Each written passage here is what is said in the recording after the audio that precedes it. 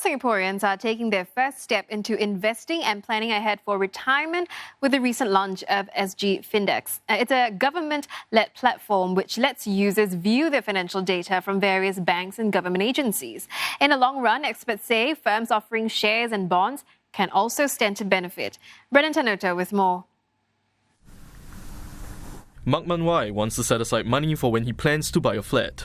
But the 25-year-old says it's harder than he thought. So I try to do this by creating my own Excel sheet and manually tracking my expenses and savings across all my different banks. But after a while, I sort of gave up due to how troublesome and time-consuming the entire process was.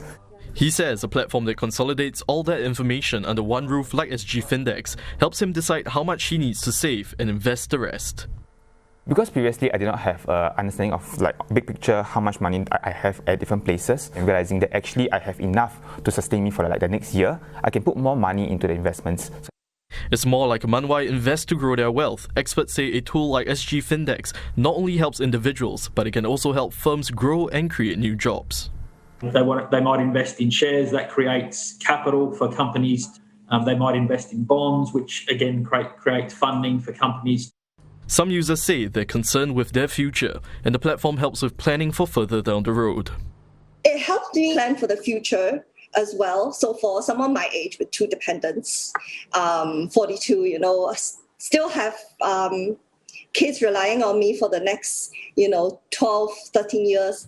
How much money would I need if something were to happen to me so that I can make sure that my kids can be raised still? Our retirement ages are being stretched out, and the inadequacy of funding and pension plans is a global challenge. Because people are planning for their retirement, that puts less burden on the social system because they're less dependent on the government for their retirement life.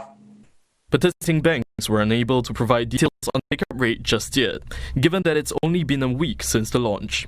Experts add that it's still early for shortfalls to surface, but there's a need to consider reaching out to those who are less tech-savvy, which includes the elderly, to make the scheme inclusive. Going forward, there are plans to include information on insurance policies and stock holdings in the next phase of SGFinDex. The platform has security safeguard measures in place, as it only transmits personal financial data and doesn't store any of it.